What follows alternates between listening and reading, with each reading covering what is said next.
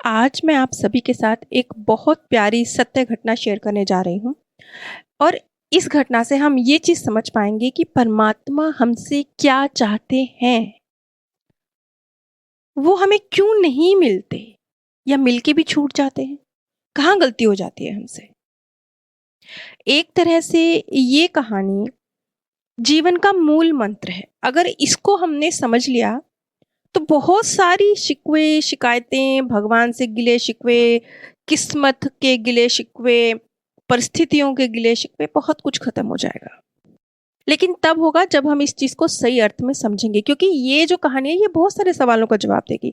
जैसे आप ही लोगों के कई बार सवाल आते हैं, व्हाट्सएप पर भी आप लोग पूछते हैं कि जैसे हमारा प्रियजन चला गया, हमने उसके लिए उसके मोक्ष के लिए ये किया, ये किया, ये किया, इतना दान किया, इतना किया, ये किया, तो उन्हें मोक्ष मिल जाएगा। तब मैं एक ही बात कहती हूँ कि मोक्ष सिर्फ सिर्फ और सिर्फ आपको आपके कर्मों से मिलेगा और किसी तरीके से नहीं मिलेगा। कोई और आपके लिए मोक्ष उपलब्ध करा दे ऐसा नहीं होगा। मोक्ष को हासिल किया जाता है, पाया जाता है। कोई और आपके लिए लेके आपके हाथों में रख देगा ऐसे थोड़े होता है। मैं आप सभी के साथ एक क्लाइंट का जिक्र करने जा रही हूँ जिन्हें परमात्मा श्री कृष्ण से बहुत प्रेम था। बहुत मतलब बहुत।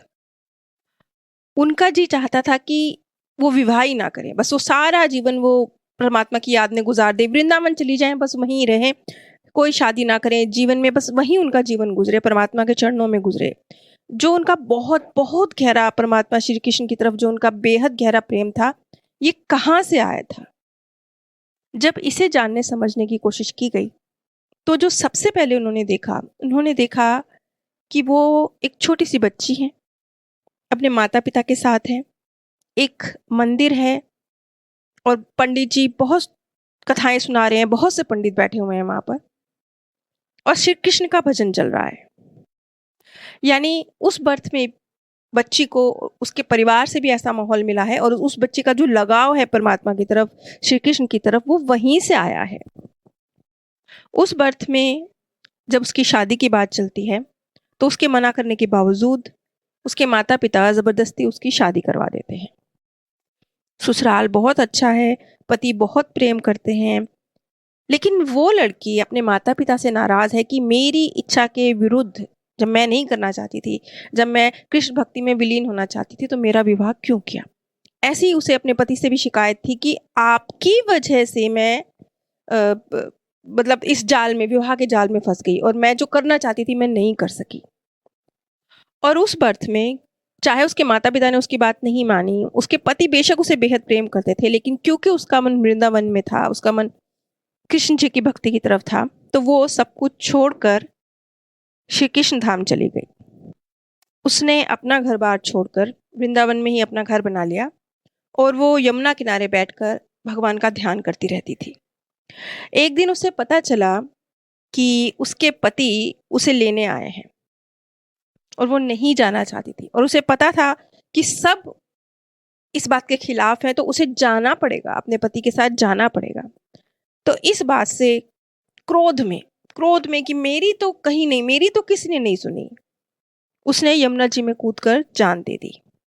अपने पति से क्रोध में रही, अपने माता पिता से क्रोध में रही कि मेरे को मेरे मन की नहीं करने दी, और इसी क्रोध में उसने अपनी जान दे दी।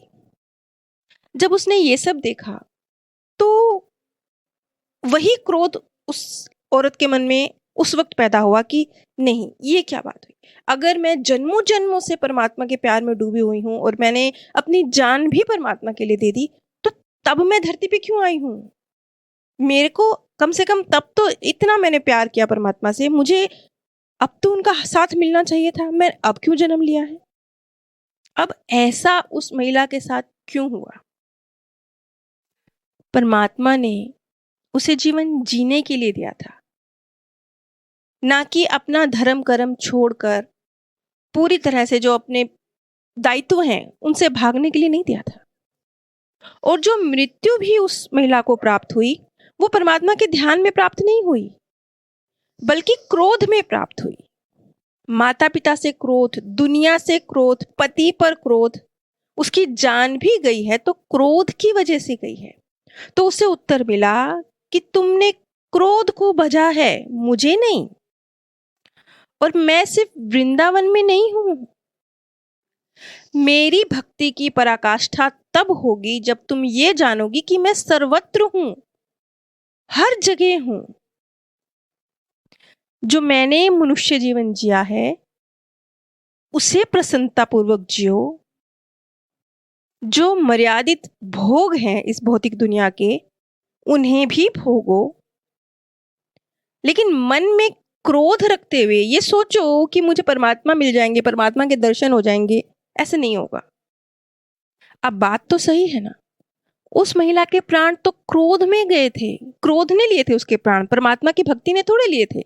श्री कृष्ण की भक्ति में उसने कूद के यमुना जी में जान थोड़े दी थी, उसने तो क्रोध में दी थी कि मुझे मेरे मन की नहीं करने दी जाती।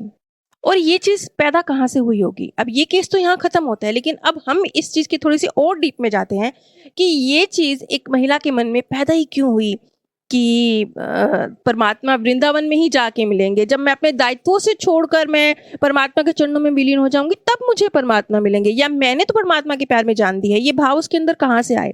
ये आए जो सामाजिक नियम है, क्योंकि समाज ने उसको सिखाया ना, उसके धार्मिक माहौल ने, उसके माता पिता ने जिस तरह के माहौल में वो पड़ी बड़ी की, उसे ये समझाया ना कि परमात्मा तो सिर्फ वृंदावन में मिलेंगे। श्री कृष्ण का ध्यान करो, वृंदावन में जाकर करो, तभी तुम्हें श्री कृष्ण की प्राप्ति होगी। उसे सत्य किसने नहीं समझाया कि अपने कर्मों को सही रखो, अपने दायित्व का पालन करो। परमात्मा तुम्हारी जबान में नहीं, तुम्हारे मन में रहे, तुम्हारे कर्म में रहे।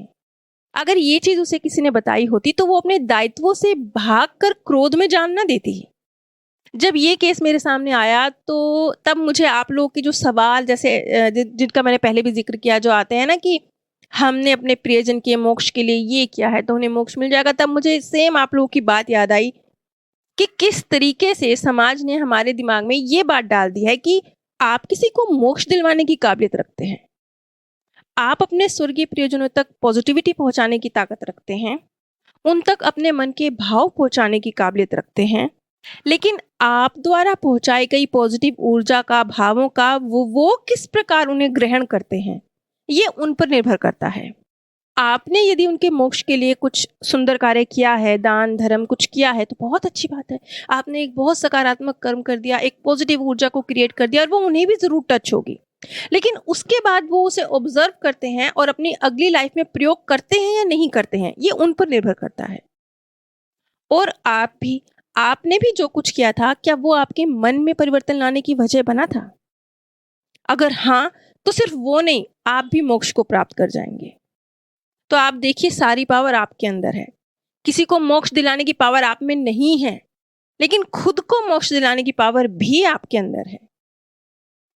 आप ऐसे समझ लीजिए कि हम परमात्मा हमारे हाथ में कलम थमा सकते हैं। कलम से लिखना हमने खुद होता है, लेकिन उस कलम से हम जो कुछ लिखते हैं ना, उसे भी फिर हम, क्योंकि हमारे को सिखाया यही गया है ना, हमें समाज ने, लोगों ने, धर्म ने यही सिखाया ना, तो हम सोचते हैं कि वो जो कलम हमारे हाथ में परमात्मा ने दे दी है, उससे लिख भी परमात्मा रहे हैं, जबकि लिख तो आप रहे हैं। उस महिला ने अगर इस चीज को समझा होता और क्रोध को नहीं, श्री कृष्ण को भजा होता, तो शायद वो जरूर मोक्ष को प्राप्त कर जाती। आप सभी पर परमात्म सौंदर्य, प्रेम और आनंद सदैव बरसता रहे। आप सभी दिव्य